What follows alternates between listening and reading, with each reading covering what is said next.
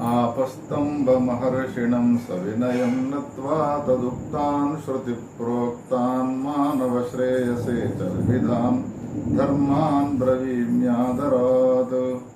श्रुत्वा तान् चिराच्चरन्तु सुधियो प्रेम्णा च मुक्तिप्रदां सर्वे प्राप्तस्वकीयमुत्तमजनिं सार्थक्ययन्तो जनाः। ओम स्वस्ति श्री गणेशाय नमः। నమః ఆపస్తంభాయ మహర్షయే. ఆపస్తంభ మహర్షి రచించిన ధర్మసూత్రాలను గురించి వింటున్నాం. ప్రథమ ప్రశ్నలోని 8వ పటలాన్ని అధ్యాత్మ పటలం అనే పేరుతో పిలుస్తారు అని విన్నాం గడిచిన భాగంలో. ఈ అధ్యాత్మ పటలానికి జగద్గురు శంకరాచార్యుల వారు కూడా భాష్యాన్ని రచించినారు అనే విషయాన్ని కూడా మనం విన్నాం. ఆ భాష్యాన్ని కూడా తగ్గించి శ్రీ హరదత్తాచార్యుల వారు కూడా దీనికి వ్యాఖ్యానాన్ని రాసినారు. 2వ సూత్రాన్ని మనం విన్నాము గడిచిన భాగంలో. ఆత్మలాభాన్ నపరం విద్యతే. బయట ఉండేటువంటి భార్యాపుత్రాదులు ఉన్నారో వీళ్ళందరికన్నా లాభం ఏది అనంటే ఆత్మలాభమే అన్నిటికంటే శ్రేయస్కరమైనటువంటి లాభము అనే విషయాన్ని గురించి కూడా నిన్న మనం గడిచిన భాగంలో విన్నాం. ఇక్కడ శంకరాచార్యుల వారి పంక్తులను కూడా మనం నిన్న వినడం జరిగినది. ఆత్మలాభాత్ ఆత్మనః పరస్య స్వరూప ప్రతిపత్తేః న పరం లాభాంతరం విద్యతే. స్వరూప ప్రతిపత్తి కన్నా, స్వరూప జ్ఞానం కన్నా ఉత్కృష్టమైనటువంటి లాభం ఇంకొకటి లేదు.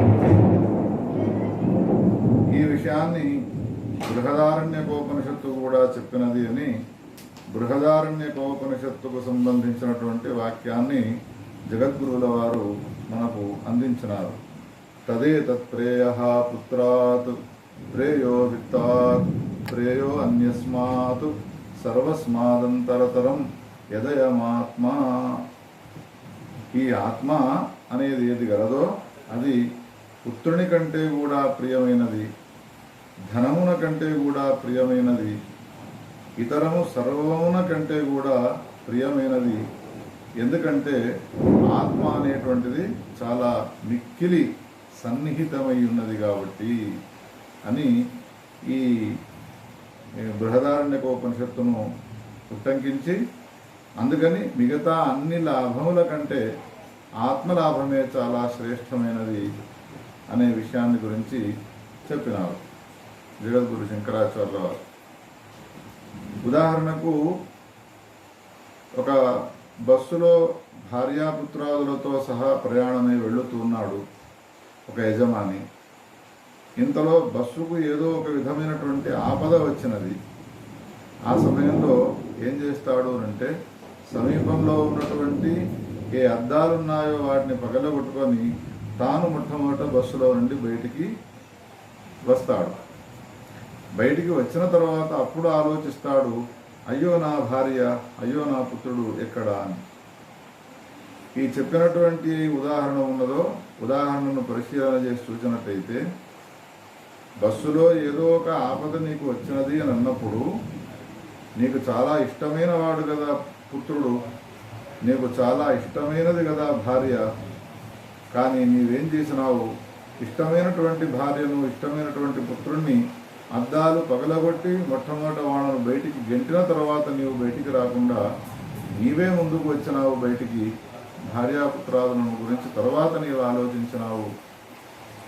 ఈ ఉదాహరణలో మనం గ్రహించవలసినది ఏమిటి అంటే భార్యాపుత్రాదుల కన్నా తనను తాను రక్షించుకునేందుకోసం వీడు ప్రయత్నం చేసినాడు కాబట్టి వాళ్ళకన్నా తానంటేనే తనకు ఇష్టమై ఉన్నది. అందుకని ఇది పుత్రుడు బయటివాడే, భార్య కూడా తన ఇంద్రియముల కంటే బయట ఉండేటువంటిదే. కానీ తన శరీరంలో ఉండేటువంటి ఏ ఆత్మ ఉన్నదో ఆ ఆత్మ అతి సన్నిహితమై ఉంటుంది కాబట్టి అది మిగతా అన్ని లాభాల కంటే కూడా ఉత్తమమైనటువంటి లాభము. అందుకని ఆ ఆత్మను గురించి తెలుసుకోవాలి అని బృహదారణ్యకోపనిషత్తు తర్వాత వాక్యాల్లో అదే మాట ఉంటుంది. ఆత్మానమేవ ప్రియం ఉపాసీత సయ ఆత్మానమేవ ప్రియం ఉపాస్తే సహాస్య ప్రియం ప్రమాయుతం భవతి. ఆత్మనే ప్రియముగా ఉపాసించాలి. ఎవడైతే ఆత్మనే ప్రియముగా ఉపాసిస్తాడో అటువంటి వానికి ప్రియము అనేటువంటిది నశించదు అని ఈ బృహదారణ్యకోపనిషత్తులో తదయతత్ప్రేయ పుత్రాదని ఆరంభించి ఈ విషయము వర్ణింపబడ్డది అనే విషయాన్ని మనం గడిచిన భాగంలో చెప్పుకున్నాం. అటువంటి ఆత్మను గురించి, ఆత్మ లాభాన్ని గురించి వివరించిన తర్వాత మూడవ సూత్రము తత్ర ఆత్మలాభీయాన్ శ్లోకానుదాహరిష్యామః. తత్ర ఆత్మలాభీయాన్ శ్లోకానుదాహరిష్యామః మూడవ సూత్రము. ఆపస్తంభుడు ఏమంటూ ఉన్నాడు అంటే, ఈ ఆత్మకు సంబంధించినటువంటి జ్ఞానప్రాప్తికి సంబంధించి ఏ గొప్పనైనటువంటి మహత్వము ప్రతిపాదింపబడ్డదో, మహత్వాన్ని ప్రతిపాదింపబడ్డటువంటి ఉపనిషత్తులలోని ఏ శ్లోకములు ఉన్నాయో ఆ శ్లోకాలన్నింటినీ కూడా మేము ఉదహరించబోతున్నాము ముందటి సూత్రముల ద్వారా అని ఈ సూత్రంలో చెప్పినారు. ఈ సూత్రానికి సంక్షేపంగా మనం అర్థాన్ని చెప్పుకున్నాము. తత్ర ఆత్మలాభీయాన్ శ్లోకానుదాహరిష్యామః అనేటువంటి ఈ మూడవ సూత్రానికి జగద్గురువులు శంకరాచార్యుల వారు భాష్యాన్ని రాస్తూ ఏమంటారంటే, సత్యం క్రోధాదయో దోషాః ఆత్మలాభ ప్రతిబంధభూతాః. క్రోధాది దోషాలు ఏవైతే ఉన్నాయో అవి ఆత్మలాభానికి ప్రతిబంధభూతములైనటువంటివే. ఆత్మను పొందాలి అంటే క్రోధాలతో, కామక్రోధ లోభాదులు ఏవైతే ఉన్నాయో అవి ఉన్నవి అంటే ఆత్మ అనేటువంటిది మనకు లభించదు. ఆత్మ లాభానికి అవి ప్రతిబంధకాలై ఉంటాయి. అందుకని అక్రోధాదులు ఏవైతే ఉన్నాయో, క్రోధాదులు ప్రతిబంధకములైతాయి. అక్రోధాదులు ఏవైతే ఉంటాయో ఆ అక్రోధాదులను నశింపజేసుకోవాలి. క్రోధాదులను నశింపజేసుకోవాలి. అక్రోధముల ద్వారా క్రోధాదులను నశింపజేసుకోవాలి. కానీ మూలభూతమైనటువంటి ఏ దోషం ఉన్నదో ఆ దోషమే కనుక తొలగిపోలేదు అనంటే అక్రోధముల ద్వారా క్రోధాదులను నశింపజేస్తున్నప్పటికీ కూడా ఆత్మజ్ఞానం అనేటువంటిది, ఆత్మలాభం అనేటువంటిది మనకు దొరికే అవకాశం లేదు. సర్వ దోషములకు బీజభూతమైనటువంటిది ఏది అని ఆలోచించండి అని అంటారు శంకరాచార్యుల వారు. జగత్తులో ఎన్ని రకాలైనటువంటి దోషములు ఉన్నాయో ఆ దోషములకన్నిటికీ కూడా బీజభూతమైనటువంటిది ఏది అని అంటే అజ్ఞానము అన్నారు. ఆ అజ్ఞానం అనేటువంటిది కనుక ఒకవేళ నివృత్తి కాలేదు అనంటే, బీజము నివృత్తి కాకపోయినట్టయితే మళ్ళీ అంకురించి కామాదులు ఉద్భవించి ఆత్మలాభం అనేటువంటిది ఏదైతే మనం పొందాలి అని అనుకున్నామో దానికి ప్రతిబంధకాలుగా మారిపోతాయి. అందుకని శంకరాచార్యుల సకృన్ నివృత్తాపి క్రోధాదయో దోషాః పునరుద్భవిష్యంతి సంసారస్య ఆత్యంతికోచ్ఛేదో న స్యాత్. ఒకసారి అవి తొలగిపోయినవి అంటే మూలోచ్ఛేదం అనేటువంటిది కాలేదు. కాబట్టి ఈ క్రోధాదులకన్నిటికీ కూడా మూలభూతమైనటువంటిది ఏది అంటే అజ్ఞానము. ఆ అజ్ఞానమే కనుక ఉచ్ఛిత్తి నాశనం కాలేదు అనంటే క్రోధాదులు అనేటువంటివి మళ్ళీ ఆవిర్భవిస్తాయి. ఆత్మ లాభం అనేటువంటి దానికి ఇవన్నీ కూడా ప్రతిబంధకములైనటువంటి అవుతాయి. కావడం వల్ల ఏమవుతుంది, సంసారస్య ఆత్యంతికోచ్ఛేదో న స్యాత్.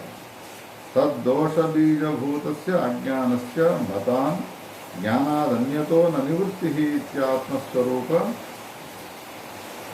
ప్రకాశనాయ ఆత్మజ్ఞానాయ మతాన్. ఆత్మ ప్రకాశనం కొరకై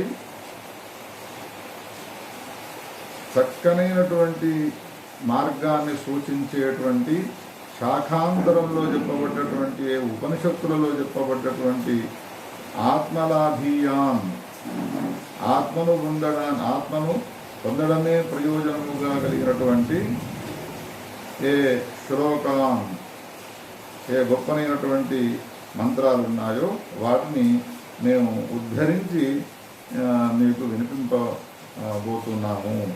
గ్రంథీకృత్య దర్శయిష్యామ ఇత్యర్థ. ఉదాహరిష్యామ అంటే నేను చెప్పబోయేటువంటి గ్రంథంలో ఉదహరించి అటువంటి ఉపనిషత్తులలో భిన్నమైనటువంటి ఉపనిషత్తులలోని మాటలన్నిటిని కూడా మీకు నేను తెలియజేయబోతున్నాను అని అన్నారు.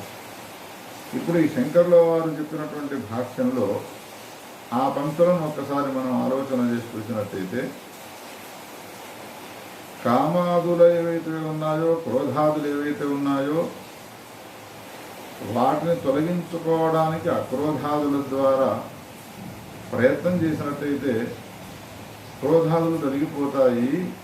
కానీ బీజభూతమైనటువంటి, వీటన్నిటికీ మూలభూతమైనటువంటి బీజస్వరూపమైన అజ్ఞానం ఉన్నదో అది తొలగిపోకపోయినట్టయితే, అది కనుక తొలగిపోకపోయినట్టయితే క్రోధాదులు అనేటువంటివి మళ్ళీ ఆవిర్భవిస్తాయి. కాబట్టి సంసారానికి అత్యంత ఉపరతి అనేటువంటిది లేకుండా పోతుంది అని శంకర్లు అన్నారు. ఉదాహరణ చెప్పుకుంటే మనకు సులభంగా అర్థమవుతుంది. ఒకడు దాహంతో అడవిలో తిరుగుతూ ఉన్నాడు, బాటసారి కనబడ్డాడు. నీళ్లు ఎక్కడైనా ఉన్నాయా అంటే బావిని చూపెట్టినాడు. కానీ బావిలో నీళ్లు కనబడటం లేదు, అన్ని ఆకులు ఉన్నాయి. ఈ బాటసారిని లోపలికి తీసుకువెళ్ళి ఆకులనన్నింటినీ తొలగించి పక్కగని స్వచ్ఛమైనటువంటి నీళ్లను తాగించినాడు. నీళ్లు తాగేటప్పుడు చుట్టూ అలుముకోనున్నటువంటి ఆకులు ఉన్నాయో అవన్నీ తొలగిపోయినాయి, స్వచ్ఛమైన నీళ్లు కనబడ్డాయి. వాడు బావిలో నుండి బయటికి వచ్చినాడు. ఇంకొక బాటసారి నీళ్లు తాగిన బాటసారిని అడుగుతున్నాడు, ఇక్కడెక్కడైనా నీళ్లున్నాయా అని. ఇదివరకు తాను తాగిన నీళ్లతో సంబంధించినటువంటి బావికే తీసుకపోతే ఈ రెండవ బాటసారి అంటున్నాడు, నీళ్లను అడిగితే నీవు ఆకులను చూపెడుతున్నావేమిటి అని. అప్పుడు ఈ మొదటి బాటసారి ఆకులన్నింటినీ తొలగించి అందులో నుండి నీళ్లు స్వచ్ఛమైనటువంటి వాటిని రెండవ బాటసారికి తాగించినాడు. ఎన్ని పర్యాయాలు బావిలో నుండి పైకి వెళుతారో నీళ్లు తాగి వెనుకకు తిరిగి కూర్చున్నారు అనంటే బావిలో నీళ్లకు బదులు నీళ్లపైన ఆ ఆకులు అలుములు అలుముకోనుంటాయి. నీళ్లు తాగే సమయంలో మాత్రము ఆకులను తొలగించి నీళ్లు తాగుతూ ఉన్నారు. నీళ్లు తాగిన తర్వాత ఎప్పుడూ కూడా ఆకులు ఉండకుండా ఉండాలి అని అంటే ఏం చేయాలి? ఆకులను తొలగించాలి అని కొంతమంది అంటారు. ఆకులను తొలగించినారు, బావిలో ఉన్న ఆకులన్నిటిని కూడా తొలగించినారు. రెండవ రోజు వచ్చినారు, మళ్ళీ ఆకులు కూడా కనబడ్డాయి. తొలగించినటువంటి ఆకులు పక్కన ఉన్నాయి, కానీ బావిలో మళ్ళీ ఇంకా ఆకులు అలుముకొనే ఉన్నాయి.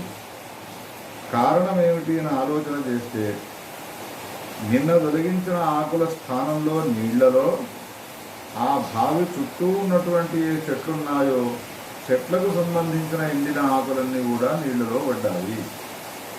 ఇప్పుడు బావిలో నీళ్లు మాత్రమే కనబడి అందులో ఆకులు అలుముకోకుండా ఉండాలి అంటే ఏం చేయాలి అనంటే, ఈ నీళ్లను ఆశ్రయించుకొని పదే పదే వస్తున్నటువంటి ఆకులున్నాయో ఆకులకు కూడా కారణమైనటువంటి ఏ వృక్షములు ఉన్నాయో ఆ బావి చుట్టూ వాటిని తొలగించినట్టయితే నీళ్లలో ఆకులు అనేటువంటివి పడవు, నీళ్లు స్వచ్ఛంగా ఉంటాయి అని ఈ ఉదాహరణ ఏ విధంగా మనం చెప్పుకుంటామో లోకంలో అక్రోధాదుల ద్వారా క్రోధాదులను తొలగించుకున్నా